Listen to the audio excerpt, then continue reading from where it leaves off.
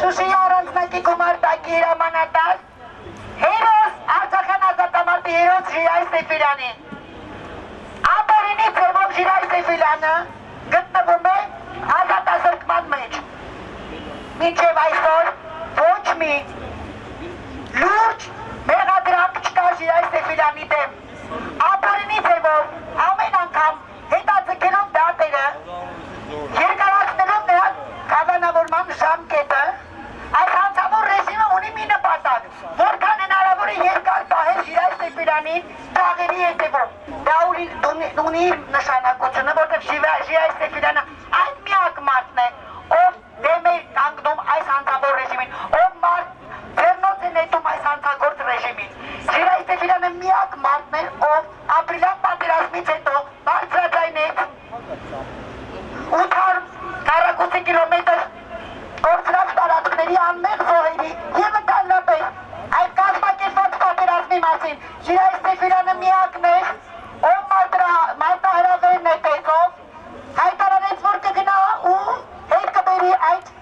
կորցրած տարածքները։ Ժիրայր Սեֆիրյանը այն միակ մարդն է, ով դեմ է հերոսներին բանտերում պահելով երկիր չեք կառուցի, չեք զարգացնի, չեք հզորացնի։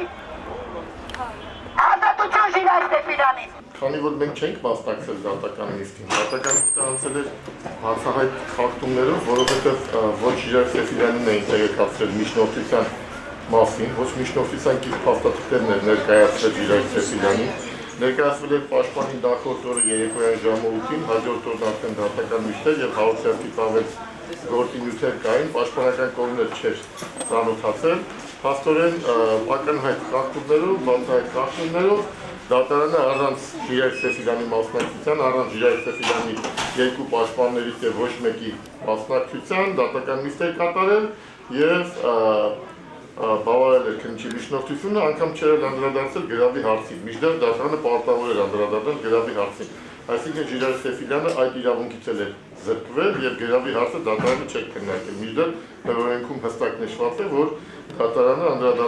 անդրելով կալանքը պարտավոր է անդրադառնալ նաև գրավի հարցին։ Դուք Սեֆիրյանը չէր մասնակցում ասել ոչ, Սեֆիրյանը չէր պարտական։ Սեֆիրյանը որպես կանոն ինքը չի մասնակցում դատական նիստերին, բայց դատական նիստից առաջ մենք տեսակցում ենք և ներետ քննարկում ենք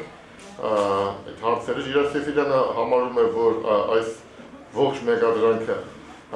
իր բառերով ասեմ թատերական ներկայացում է բեմադրությունը, ինքը չի ուզում դեր ունենալ այս բեմադրության մեջ և ընդգծված որևէ ցուցմունքներ չի տալի, որևէ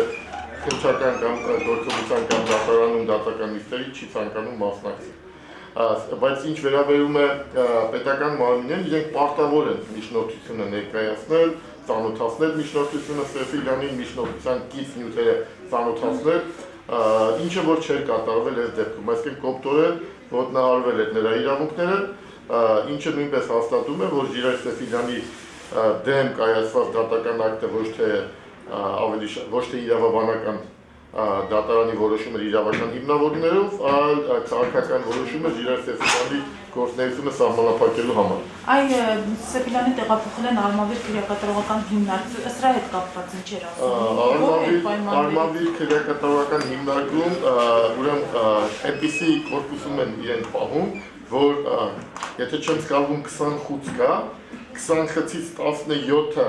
ազատ են, մի խցում գտնվում է ինքը, մյուս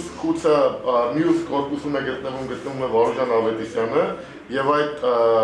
խցում, այսինքն 3 անձ են, այդ 20 խցերում, որտեղ պետք է լինի մոտ 80 կալանավոր, ընդամենը 3 անձ են և խստացված ռեժիմով, այսինքն ըստ էության ոչ միայն չի շփվում խցակիցների հետ, նաև մինչև վերջ մեկուսացված է Ժիրայր Սեֆիրյանը։ Ինչ էր ասում սրա հետ կապված։ Ասում էր, որ նպատակը ոչ թե վերանորոգում կատարելն է Վարդաշեն քրեակատարողական հիմնարկում, այլ իրեն մեկուսացնելն է և իրեն ըստ էության հիմա մեկուսացված է։